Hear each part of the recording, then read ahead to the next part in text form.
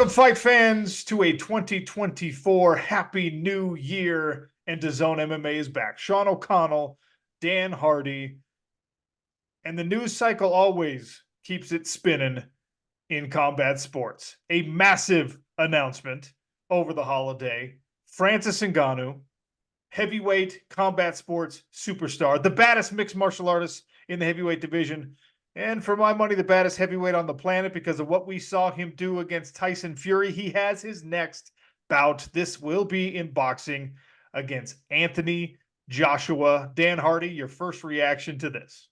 What news? I mean, I was just kind of feeling that there was going to be a boxing match. I was on a couple of calls, with the matchmaking team of the PFL, and they're talking about different cards coming up, and I'm not seeing Francis's name popping up. I'm thinking maybe MMA's not next for him, and then all of a sudden, out of nowhere, and the biggest surprise is that it's Anthony Joshua. Of all the people that I thought may take the risk and step in there with him, Anthony Joshua was not the person that I thought it would be. Big respect to him. I mean, obviously, he's on a 3-fight win streak now. He's certainly turned things around, and he's looking a lot more stable in his game, a lot more patient. Much more kind of settled instead of looking a bit agitated like he did a couple of times when he was kind of spiraling a little bit. But this is a very different test, isn't it? A very different task to deal with. Someone that doesn't necessarily move in the way that he's going to be predicting.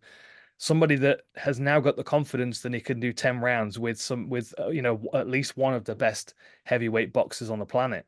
That might change Ngannou entirely in the way that he approaches this fight.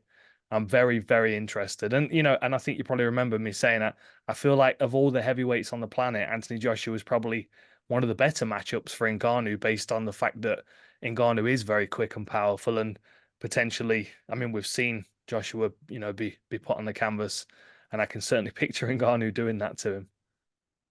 And that's, of course, again, the playback that MMA fans hope to see, right?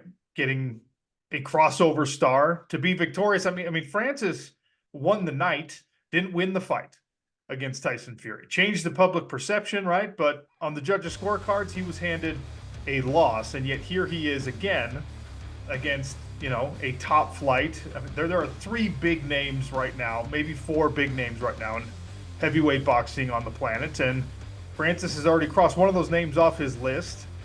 Now he gets the obvious next one, I think.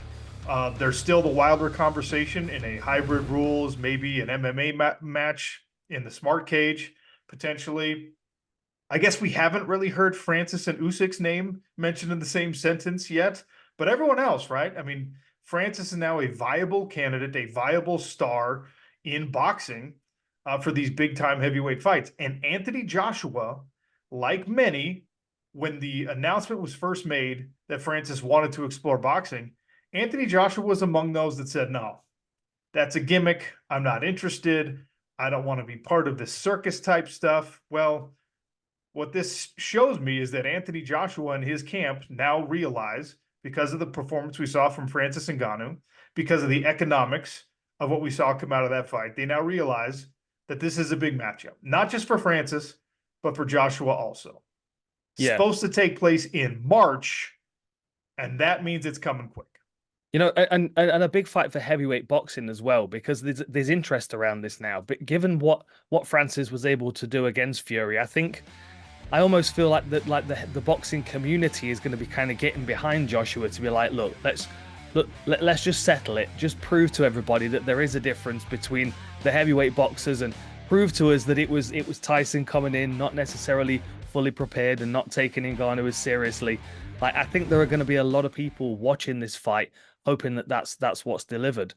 But at the same time, the very fact that the fight's happening shows that the performance that Ngannou gave against Fury has validated him, because and let's be honest, looking from Eddie Hearn's perspective and from the Anthony Joshua camp, they must look at this and go, okay, of all the heavyweights that we could face right now to keep this win streak going, this on paper is easily the lowest hanging fruit, easily. But that's not taking into account the unknown commodity that is Francis Ngannou still, and the changes that we're going to see in his game, having the confidence implemented from that last fight. And, Francis already stated in the the aftermath of that fight that he was tentative. He was holding back a little bit because he was unsure how he was going to feel for for 10 rounds of heavyweight boxing. Now he's not going to have that question quite so much. And Anthony Joshua is not necessarily the sharpest, quickest starter. I think this could be a real bad decision that they think is a really smart decision. But this is where Francis is either going to prove everybody wrong, or the boxing world is going to get what they were hoping for in the Fury fight, and that is for Ngannou to not be able to compare to someone like Anthony Joshua. I don't know how you can say. I mean, if you're prognosticating, he can hang with Fury, but he can't hang with Joshua. I know that styles make fights, and I know that matchups matter, but I mean, Fury is a better heavyweight boxer than Anthony Joshua, right? Francis Ngannou, I thought, did enough to get a win against Fury. On balance, maybe on the 10-point must system, and that's how we score these things. I understand why the scorecards went Fury's way. The veteran moves, making sure you won the balance of the rounds and things like that. The overall fight, the overall night, we know that Francis won that. And now the next step for him is to go in there and say, all right, I'm not a veteran boxer, but I'm an experienced boxer now. I've got some experience. I've shaken whatever nerves out. I've popped my cherry as a professional boxer. So now let's see when I am comfortable, when I know how long I can go, when I'm not worried about what it looks like in round 7, 8, 9, 10. Now let's see what this guy's about. And Anthony Joshua is not going to have any of the built-in excuses or the self-fulfilling prophecy, self-defeating, like, I didn't take this fight all that seriously. Can't do it, right? You brought this up. Cannot do it for the sake of his own camp, his own 3-fight win streak, but more importantly for the sport of boxing. And as a representative of boxing, we saw what happened last time. And I'm here to listen to the debate that Tyson Fury didn't take Francis as seriously as he should have. And if he had taken him more seriously, maybe he shows up a little bit sharper. Maybe that fight goes a little bit different. Maybe. Anthony Joshua is not going to be able to rest on any of that. He's not going to be given the benefit of that doubt. Everyone is telling him now. They're calling him now. You have whatever it is, 9 weeks before this fight happens. You better be training to represent the sport of boxing here.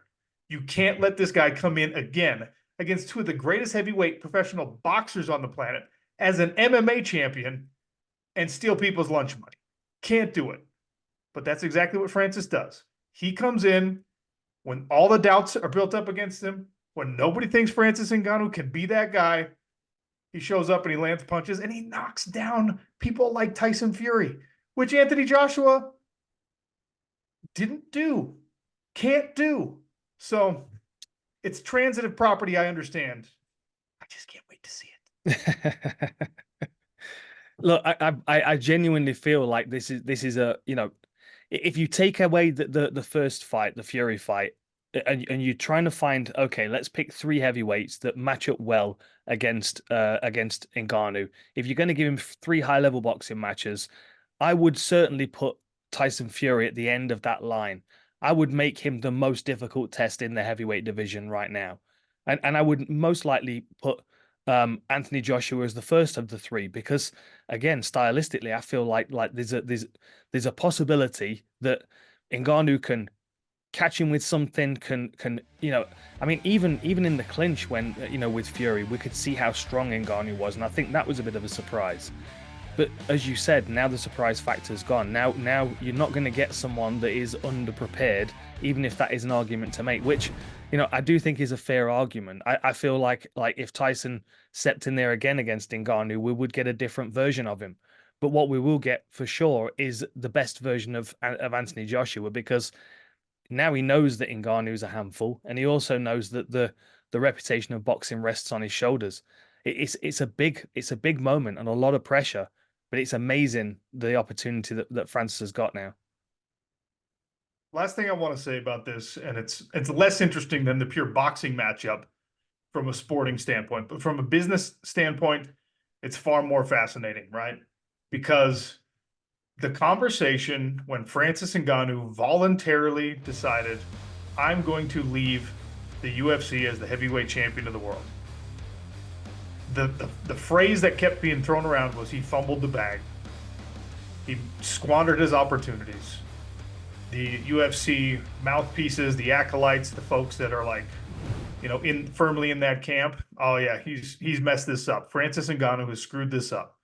He's not going to make the kind of money that he should have. He's not going to build the kind of star power that he could have had he stayed in the UFC as the heavyweight champion.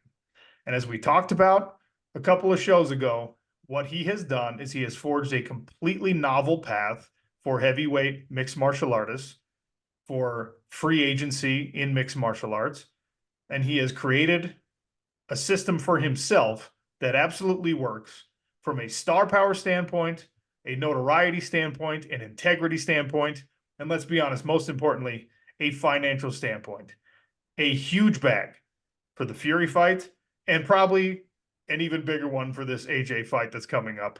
And a growing partnership with the Saudis, who are getting deeper and deeper into the sporting world. So Francis Ngannou did anything but fumble the bag in making the decision to explore boxing and a PFL opportunity in free agency.